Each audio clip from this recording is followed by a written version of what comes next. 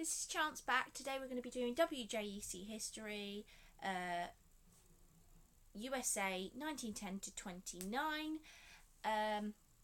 So we're back, and this time we're doing chapter 2 of section A, and that's the question: was America a country of religious and racial intolerance during this period?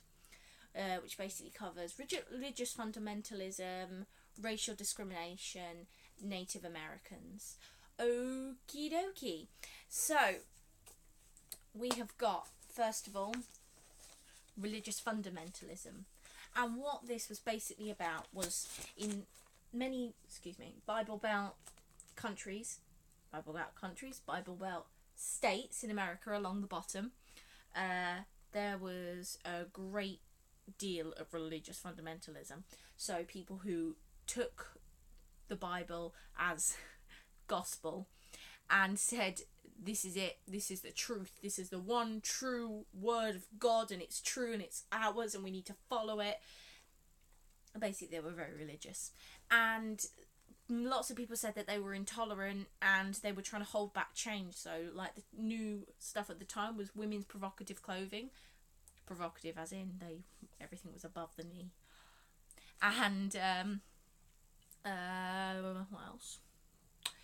Dancing and gambling. Obviously they're against that because it is sinful, and they did not like evolution. They were not for evolution because obviously that was against creationism, which was the way they believed the earth was created, and so were the people in it.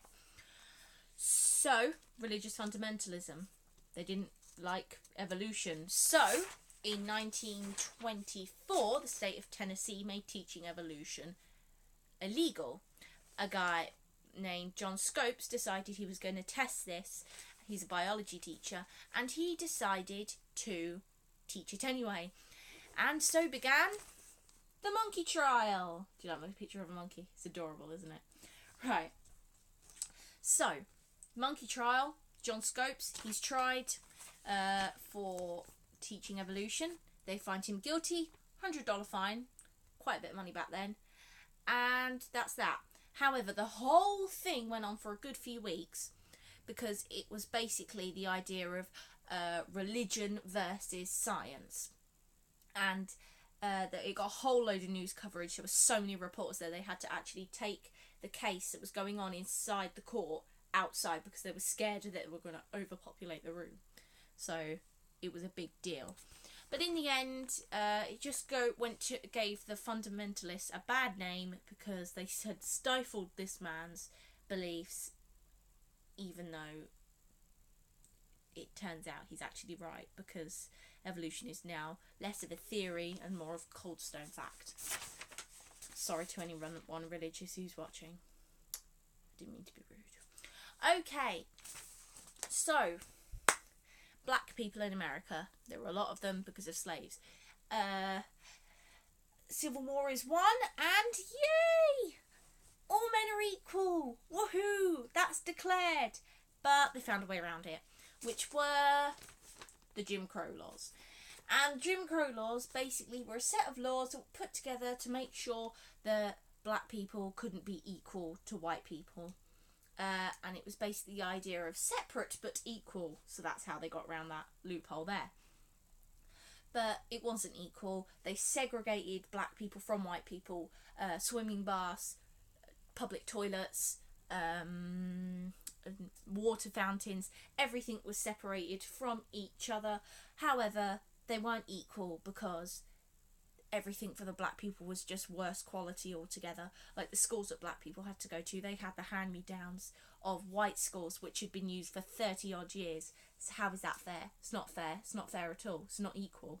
But they couldn't do anything about it at the time because that was the majority thought, which isn't nice, I guess. Okay, well, basically the black people found it so hard to get fair treatment because everything had been made hard for them. They couldn't vote, so they couldn't vote on who would get into power to help them. They couldn't get good jobs, so they didn't have enough money to get up into a higher society where they could make a difference themselves. And they couldn't get a reasonable education, so how were they ever going to get any good jobs? It was just a cycle, a loop that just kept going and going and going and going until eventually Martin Luther King and Rosa Parks and Little Rock Nine, they all got in there and they changed stuff. But that wasn't for a while yet. Even though 360,000 black men and women fought in World War II, they still returned home to a whole bunch of racism. Like, how ridiculous is that? They're actually going to return home after fighting a war for these people to a load of racism. How ridiculous is that? But there you go. That's just that, isn't it? Okay. And finally, or not finally, it's a little bit more actually, we've got the Great Migration. And this is when, after facing such racism, the blacks decided they were going to migrate to the northern states because life might be better there. They might be treated with a bit more respect. But things weren't much better for them in the northern states. They got to the states to find the northern states to find low-paid jobs, poor housing, and racial intolerance. This racial intolerance led to race riots, which were basically the white guys saying, "Whoa, why are so many black people coming up here to the north? We don't like this. We don't want this. We don't want white people, black people. We don't want black people here. It's not our bag, man." So then that ended up with 64 deaths because white people didn't want black people in their states, which is terrible, really. But there you go. But there were some improvements for black people. In Chicago and New York, the northern states, there was a growing black middle class, so people were managing to scrape their way up there, up to the top. Musicians such as Louis Armstrong were rising out of the dust because of jazz, and it was giving them a chance to build themselves up to be people who were actually important to the world. Black theatre was amazing. It attracted big audiences, including singers, comedians, dancers, and popular musical shows. And the life expectancy for black people from 1900 to 1930 raised by 3 years, so that's pretty good. So the Great Migration was pretty good for them. Okay, tell you what wasn't good for them. Ku Klux Klan. They were terrible human beings who believed that white people were better than black people, that they deserved to die because white people said so. They were terrible people. Awful. They wore white hoods and white sort of sheets, and they'd go out in the middle of the night and they'd pick black people off, and then they'd kill them, torture them, and then they'd hang their corpses off of trees, which is absolutely horrific.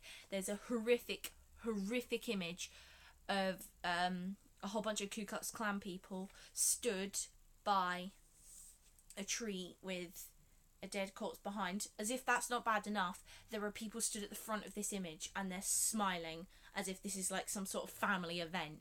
It's terrible. Go Google it, honestly. Sorry, I got off track there. It's just, it's horrible. But after a while, the KKK died down a bit. But then once black people were emigrating to industrial places, it picked up again in places like Atlanta and Georgia because people didn't like the fact that black people might be taking their jobs. But no politicians spoke out. None of the southern politicians spoke out against the Ku Klux Klan because they were scared they were going to lose votes when it was really, really popular. So nothing could be done against them. They were almost invincible, which was horrible. Native Americans now. When the British arrived in America, they found that people already lived there. What? Well, we can't have this. We're having a bit of this. So, go on, get on, you Native Americans. We can't have you here. A few years later, the Native Americans piped up and said, "You're kind of taking over all our land." So the Americans put them all in reservations where they could live separately. And in 1924, the Indian Citizenship Act was passed, which gave the Indians US citizenship. That's good of them, isn't it? To give the people who originally lived in that country citizenship to their own country. That was good of them, good old-fashioned Americans. They know what they're doing. So anyway, some white reformists thought that Native Americans could only really survive in America if they rejected their culture and brought themselves into the American culture, because that's the American way. Yeah, there you go. That was my American accent of this time. Probably going to get one every time since we're doing about the USA. So, I hope I've helped. It's helped me. Did like posters for like half an hour before I did this. I kid, I spent like 10 minutes on these, but you know, makes me feel happy. So, WGEC history, USA, 1910 to 29. That was chapter 2. Was America a country of religious and racial intolerance? Join me next time for chapter 3, which is somewhere around here. Was the 1920s a decade of organised crime and corruption? See you then, guys. Ooh, let me find the off button. Thanks.